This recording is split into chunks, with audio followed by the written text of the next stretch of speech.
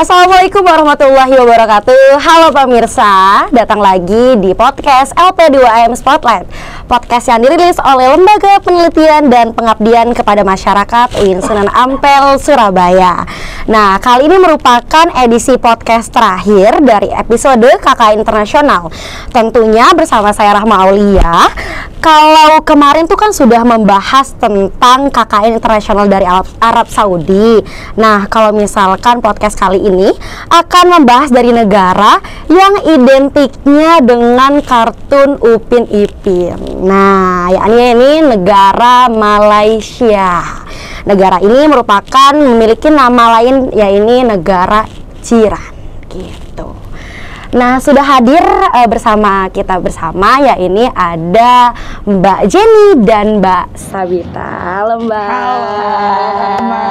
Oke, alhamdulillah. Gimana nih kabarnya? Alhamdulillah baik sekali. Oke. Karena keduanya juga baik-baik juga kan, sehat juga kan Mbak? Alhamdulillah ya. Nggak ada yang sakit kan? Oh tidak. Nggak ada ya. Kalau sakit kayaknya nggak bisa sampai sini Iya, juga. Oke, karena edisi kali ini kita akan membahas tentang KKN Internasional di Malaysia. Tentunya boleh ceritakan dulu nih, kayak KKN Internasional Malaysia itu seperti apa, kemudian berapa lama mbak-mbak ini tinggal di sana gitu. Boleh dari Mbak Jenny dulu, habis itu Mbak Sabita.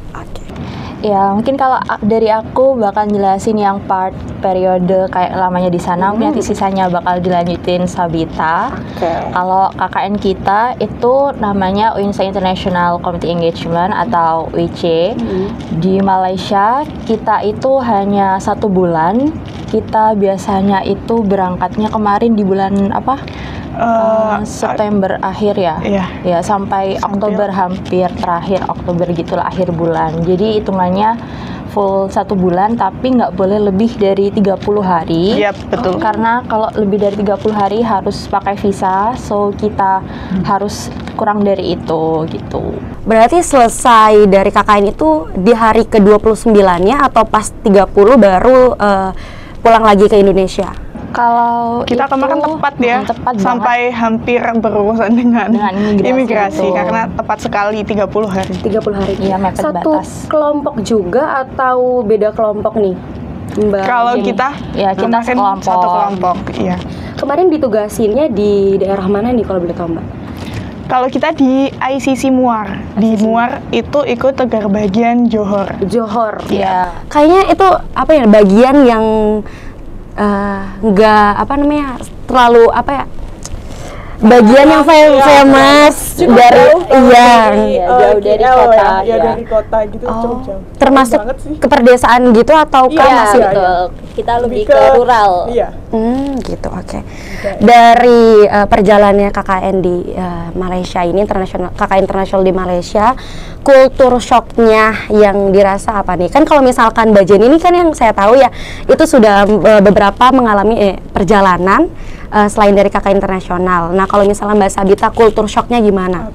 Kalau dari aku mungkin culture shocknya, bayanganku mungkin nggak akan berbeda jauh ya, karena kita kan juga masih dekat ya, hitungannya Indonesia dengan Malaysia tetangga gitu. Tapi ternyata kita ditempatkan di daerah yang cukup jauh dari perkotaan, yang sebelumnya belum kita bayangkan gitu ya. Jadi culture shocknya di sana yang pertama adalah jauh dari mana-mana. Tempat kita itu lumayan bisa dibilang sepi gitu ya. Jadi memang harus misal pulang sebelum gelap, sebelum jam 5 sore kayak gitu-gitu. Terus yang kedua adalah banyak perantau dari negara lain kayak Bangladesh dan Cina ya mungkin. Iya. Nah, itu lebih banyak kita temui daripada orang Melayunya. Gitu. Itu sih culture shocknya mungkin. Kalau dari Mbak Jenny sendiri gimana nih? Dari perjalanan KKN Internasional di Malaysia? Kalau menurut aku sebenarnya hampir mirip dengan yang dibilang Sabita tentang tempatnya yang kita jauh dari pusat kota dibanding dengan pengalaman pertamaku waktu ke Malaysia di tahun 2003 itu kan aku di KL-nya.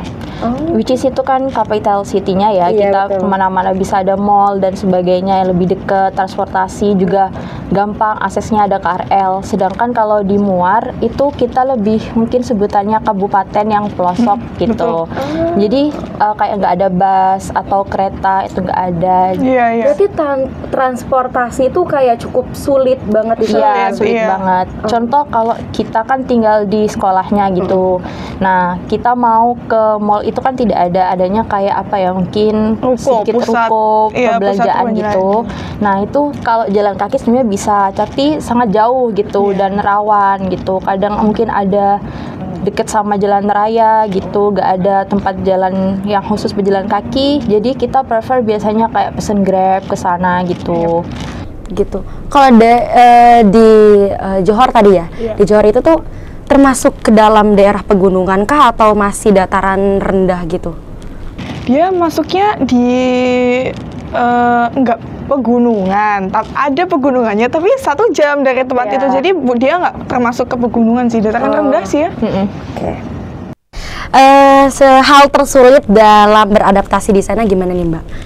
Kan kalau misalkan Indonesia nih kayak harus orang-orangnya kan kayak seperti apa gitu, ataukah berbeda dengan orang Melayu yang punya adat istiadat yang berbeda gitu, itu gimana menurut Mbak Jenny dan Mbak Sabita? Hal tersulitnya ketika berada di sana, adaptasinya deh, kayak apa itu?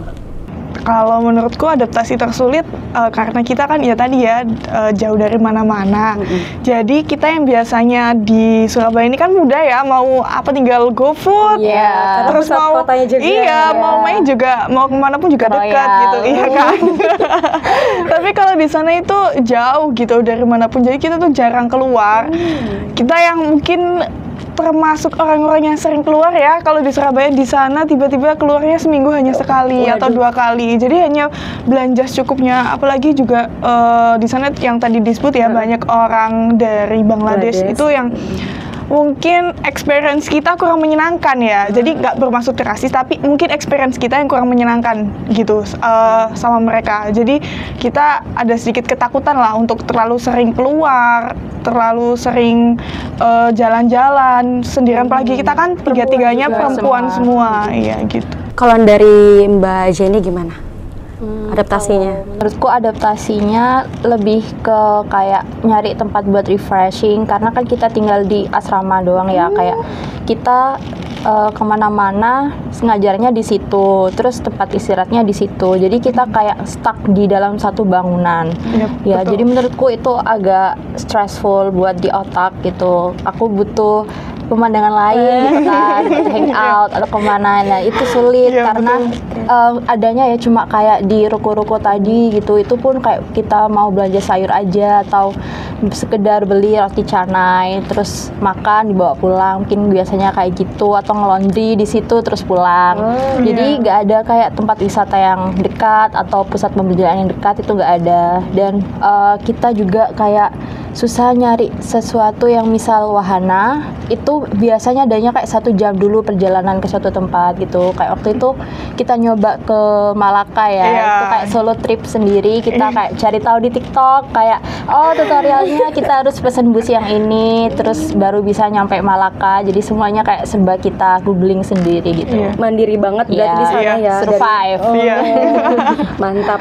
Oke, kita berbicara tentang KK internasional di Malaysia, tentunya Mbak-mbak ini juga pasti punya proker yang dibawa dari Indonesia yang sudah disiapkan. Nah, kalau boleh tahu juga prokernya ini apa sih gitu dari KKN di Malaysia ini? Dari Mbak Jenny dulu deh. Gitu. Oke. Mungkin nanti kita bakal bagi ada kayak beberapa bidang, ada pendidikan, sama ada budaya, sama tentang kayak literasi, numerasi, matematika gitulah ya.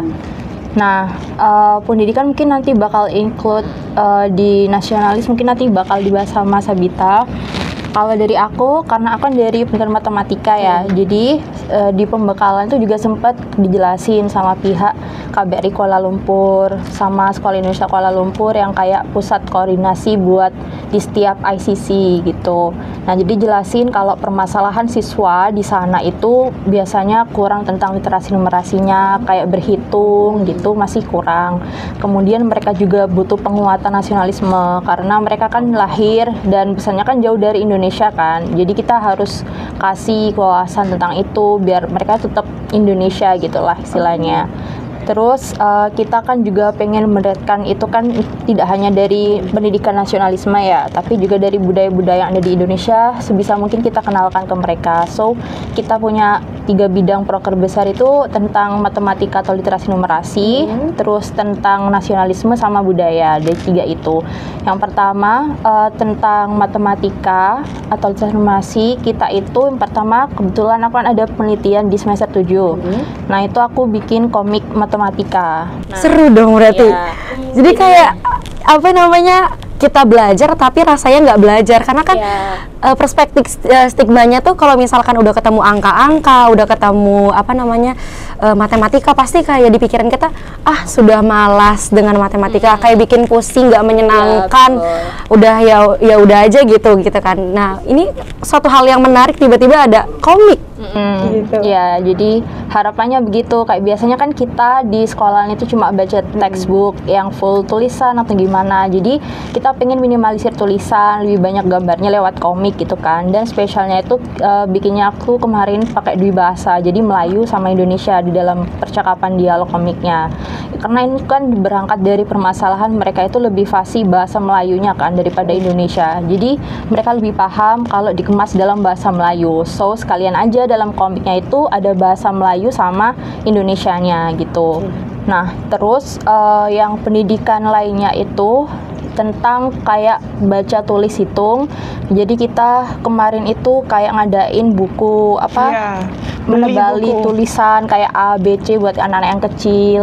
Terus kayak belajar membaca, menulis karena kan ada kelas TK kan. Jadi itu buat mereka gitu. Oh berarti kayak kita juga diajarin kayak bagian awal stimulus sama responnya juga dipelajari juga di buku komiknya itu juga, sama beberapa kayak menebalkan huruf kayak gitu-gitu ya. Kalau misalkan Mbak Sabita nih, kan tadi dari dunia pendidikannya kan sudah dibahas dari Mbak Jenny gitu kan, karena dari buku-buku komik gitu. Nah kalau misalkan dari Mbak Sabita tentang nasionalismenya tuh gimana nih prokernya gitu? Oke, tadi kan sudah membahas tentang pendidikan numerasinya. Kalau dari nasionalismenya, kita itu bikin sebuah modul buku ajar gitu. Itu temanya tentang edisi nasionalisme ya memang. Jadi di dalamnya itu isinya ada tentang pahlawan yang ada di mata uang. Terus juga ada suku bangsa.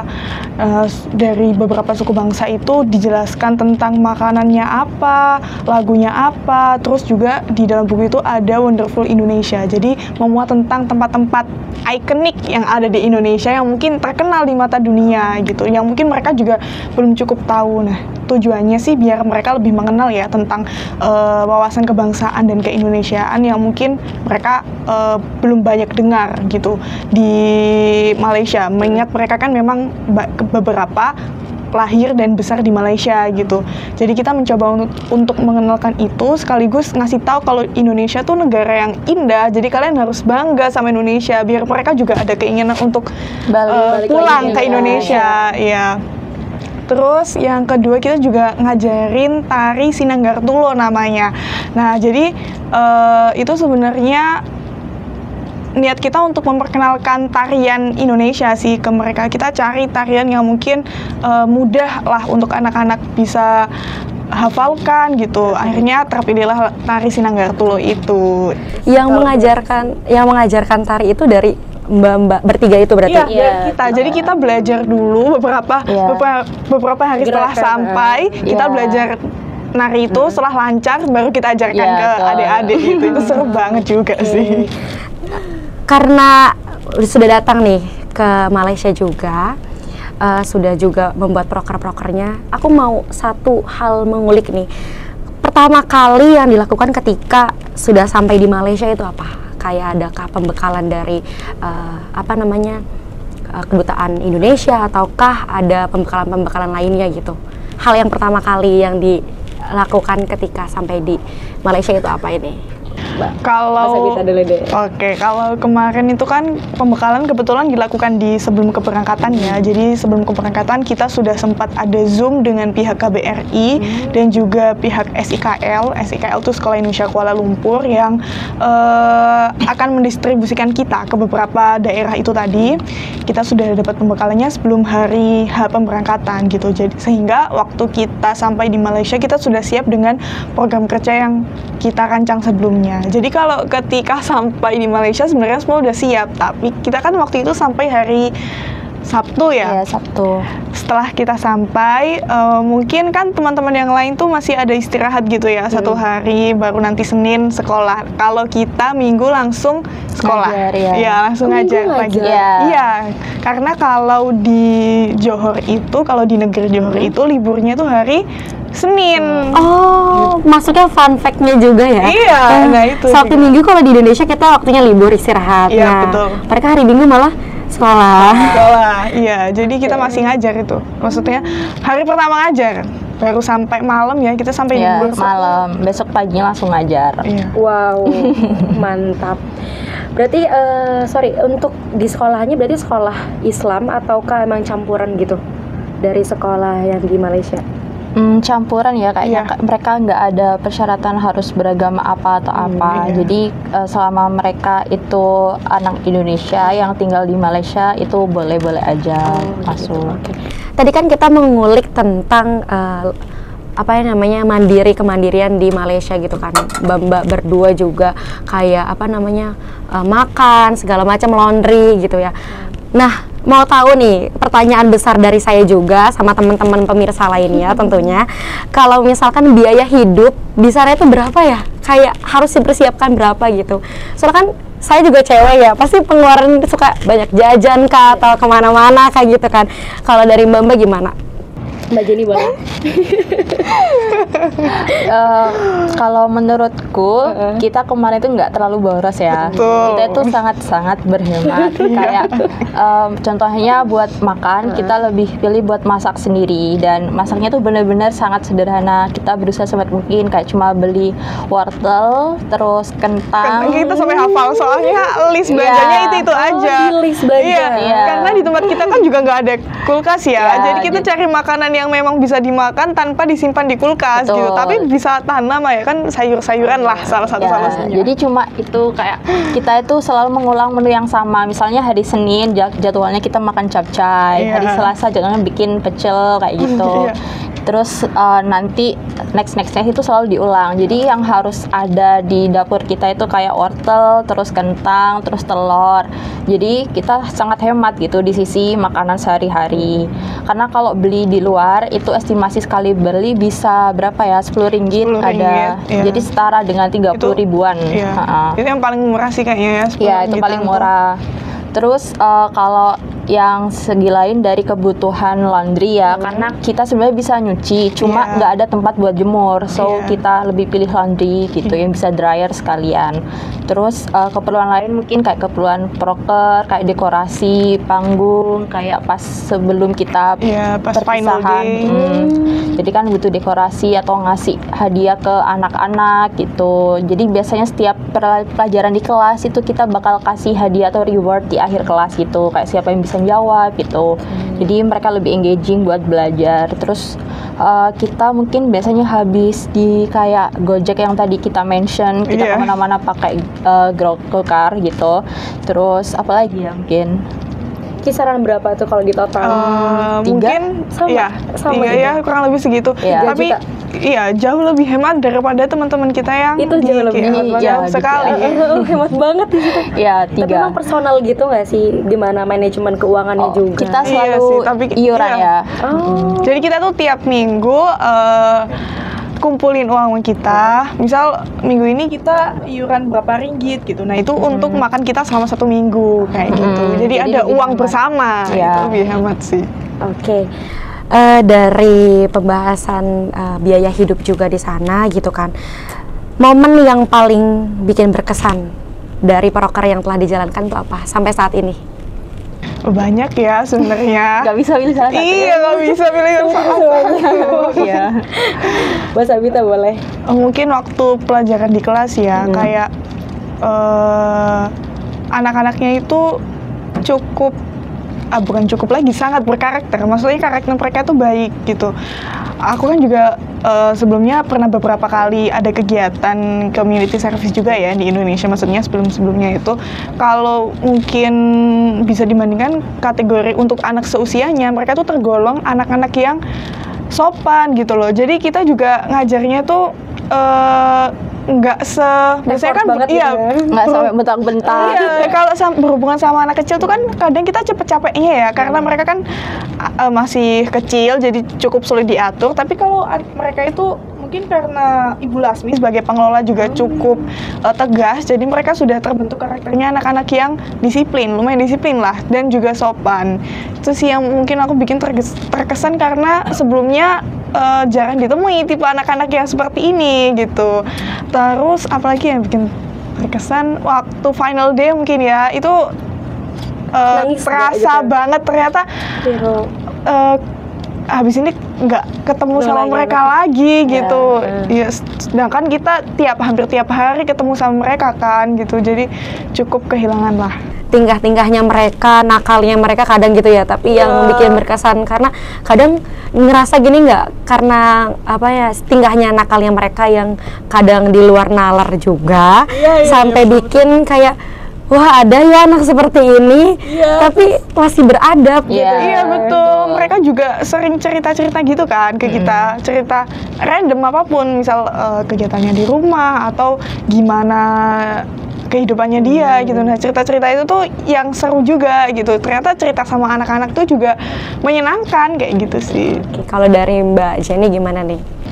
Kalau dari aku, mungkin pas final day kan kita ada banyak rundown ya, kayak diawali dengan penampilan tari-tari Indonesia, terus kita juga kayak nyeritain pengalaman hidup kita ke mereka, kayak presentasi ke mereka gitu. Terus kita juga ada kayak beberapa games kayak yang paling berkesan itu di situ waktu kita mau membangkitkan mimpi-mimpi mereka gitu. Karena kan jangan sampai mereka itu hanya berhenti di kelas 6 SD gitu. Jadi harapannya mereka tergugah untuk melanjutkan sekolah. Nah, di situ kan PR-nya gitu. Jadi waktu kita di situ final day itu melakukan beberapa upaya, kayak waktu itu kita kayak ngundang video lewat virtual video sama beberapa award di LPDP gitu. Jadi contohnya ada Kak Aliaswi, beliau itu lagi kuliah S2 di Monash University di Australia, dan kita minta tolong buat bikin video menyampaikan pesan-kesan buat anak-anak gitu kan.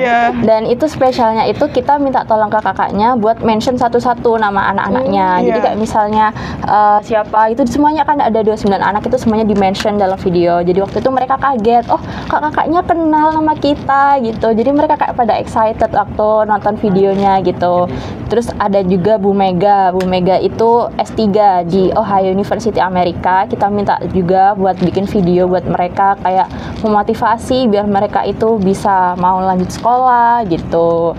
Nah, terus kita juga bikin kayak Reach Your Dream. Jadi contohnya itu kita bikin kayak papan mimpi di tembok gitu.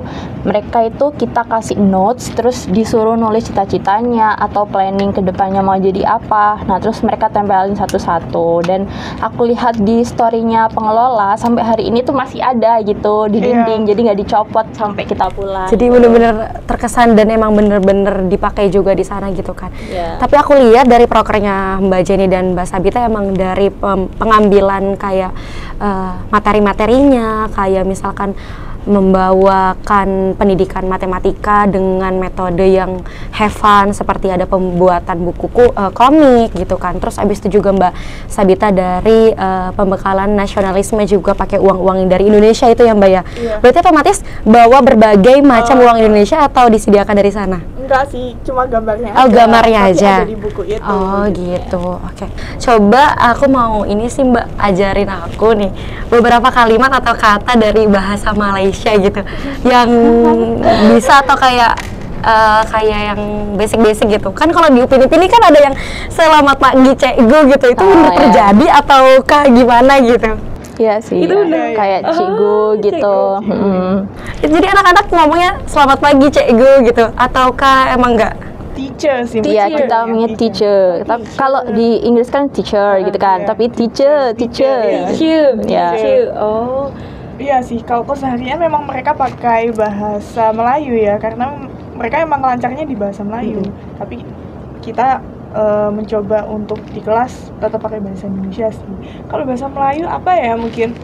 Itu aku inget banget tuh waktu kita jalan-jalan sama ibu pengelolanya, itu ibunya bilang, iya di sini biasanya kalau malam dipakai buat lepak-lepak gitu kan.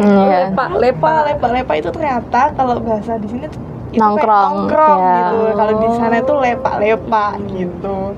Apalagi ya? Banyak Tapi apalagi ya? Kayak bingung gitu. Kalau misalkan dari anak-anak di sana yang Mbak ajar itu dari SD, SMP, SMA ataukah cuman dari SD saja? Atau semua kelas atau gimana? Dari TK sampai SD aja sih ya. Mantap dong. Jadi ya anak kecil-kecil. Jadi kalau di sana memang diusahakan setelah mereka lulus SD mereka harus kembali ke Indonesia. Diusahakan ya, maksudnya dari sekolah nggak mewajibkan, tapi sangat mengusahakan untuk mereka kembali ke Indonesia. Karena kan statusnya mereka sebagai warga negara Indonesia juga banyak yang sebenarnya nggak punya izin tinggal atau permit yang legal gitu di sana. Jadi mereka harus segera pulang. Berarti satu sekolahan itu isinya dari TK sampai SMA? Ya, jadi kan kita dalam satu gedung itu cuma dipisahkan sama bilik pembatas ruangan gitu. Misal kayak gedung ini gitu kan, dalam satu lantai ada 4. Jadi yang pertama itu buat anak-anak yang sebelum TK, kayak masih umur 3 tahun paling muda. Terus anak-anak TK, terus yang sisanya gedung kayak ruang satunya itu anak kelas 3 itu paling banyak, siswanya ada 6 kalau nggak 7 kalau nggak salah. Terus habis itu yang di ruang satunya itu campur, kelas 5 sebelah kiri, kelas 6 sebelah kanan gitu. Terus sisanya itu ya kelas 4, terus 5, 6 gitu. Dan sisa ruang terakhir itu ruangannya kita, yang kayak tempat tidur kita ada di situ gitu. Iya, jadi nggak ada anak SMP sama SMA-nya. Emang terakhir kelas 6 SD aja yang di situ.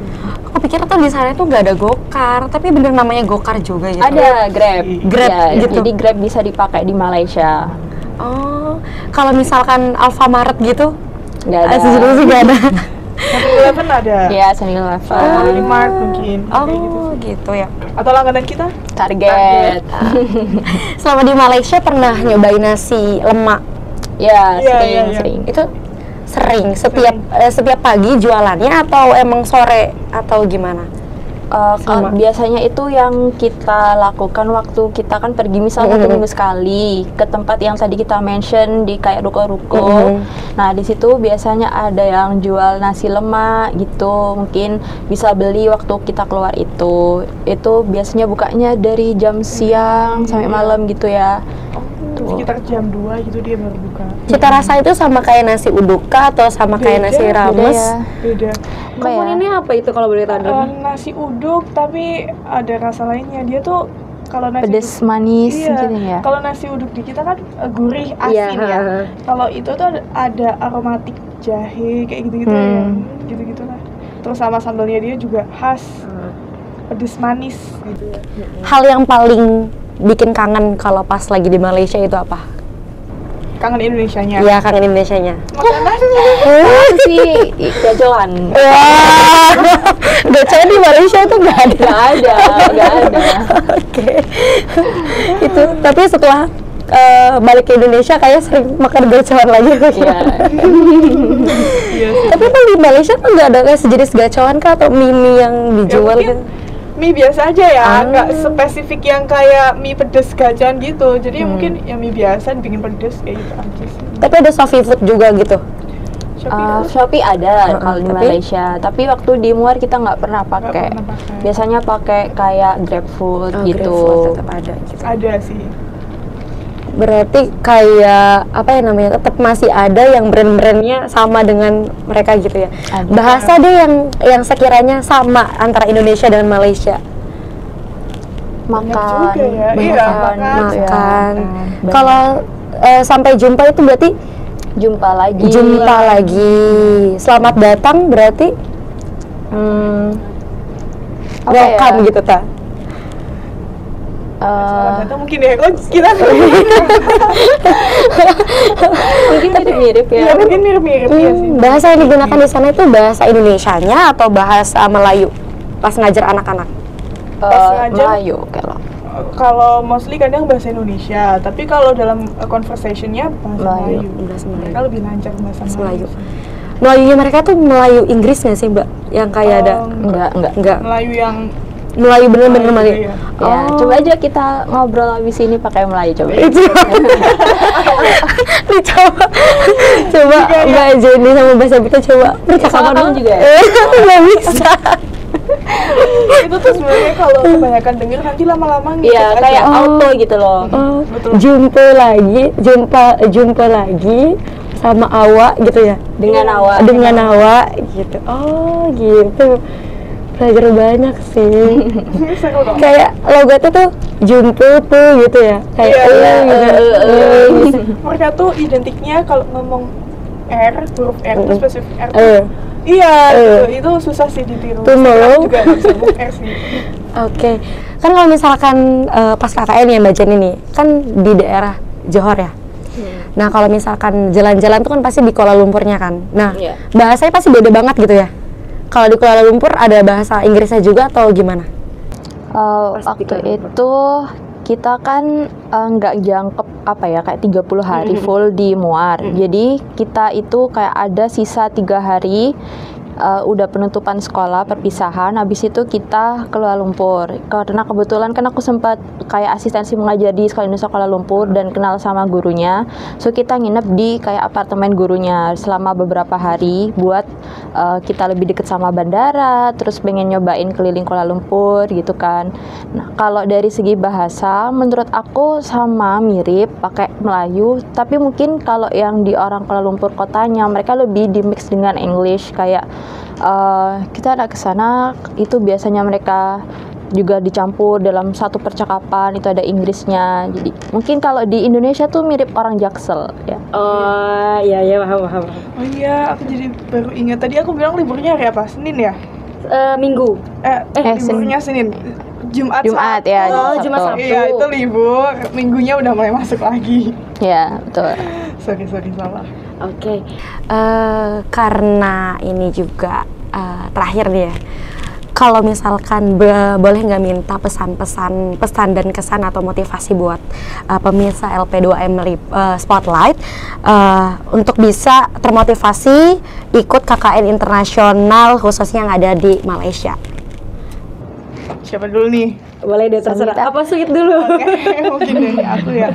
Mungkin untuk teman-teman yang memang memiliki niatan untuk KKN internasional juga mungkin bisa disiapkan ya mulai dari sekarang. Mungkin persyaratannya bisa dilihat di yang tahun-tahun sebelumnya. Biasanya mungkin nggak akan jauh beda ya. Terus jangan lupa sering-sering cek info sih di Instagramnya International Peace atau LP2M karena biasanya infonya ada di situ. Nah kalau teman-teman kurang memperhatikan mungkin akan kelewat ya atau mungkin udah mendekati penutupan baru tahu gitu kan. Jadi kalau memang sudah masuknya nanti sudah mau masuk periode KKN itu sudah bisa dipersiapkan betul-betul dan rajin cek Instagramnya LP2M ya kan. Oke, kalau dari Mbak Jenny. Ya, kalau dari aku dari kakak internasional itu kan kita ada spesialnya kayak misal tiketnya dibayarin. So itu kan kayak partly funded gitu ya, partial funded. So aku harapannya kayak siapapun dia angkatan selanjutnya yang diterima gitu. Aku harap tujuannya ke luar negeri itu utamanya bukan buat jalan-jalan, tapi utamakan kontribusinya gitu. Program kerjanya juga harus berkualitas. Terus kita juga harus bisa membuktikan kalau kita emang layak buat dapat program ini gitu loh, kontribusi kita apa, outputnya apa gitu. Dan tentunya kalau emang beneran pengen lolos, so pesanku dari zaman kalian mahasiswa baru atau semester sebelumnya itu sebaiknya punya pengalaman lain sebagai penunjang, kemudian kemampuan bahasanya gitu. Jadi waktu sudah dibuka kalian benar-benar udah jadi personal yang udah ready gitu. Dan menurut aku terakhir mungkin kayak I believe that every children Indonesia itu have the right to pursue high quality of education, karena berdasarkan pengalaman kita sendiri, kalau adik-adik Indonesia yang tinggal di Malaysia itu cukup sulit untuk akses pendidikan formal. So kita gitu orang Indonesia yang mudah akses, kayak kita bisa daftar sekolah tinggal pilih gitu. Nah, jadi harus dimanfaatkan dengan benar karena ternyata tidak semuanya punya hak pendidikan itu gitu. Betul sekali. Alhamdulillah sudah sampai segmen terakhir dari podcast LP2M Spotlight. Terima kasih kepada Mbak Jenny yang sudah meluangkan waktunya dan Mbak Sabita juga yang sudah effort datang ke sini. Masya Allah. Oke, alhamdulillah telah berakhir di segmen ini. Saya Rahma Aulia pamit undur diri. Assalamualaikum warahmatullahi wabarakatuh. Sampai jumpa di podcast LP2M Spotlight. Assalamualaikum warahmatullahi wabarakatuh.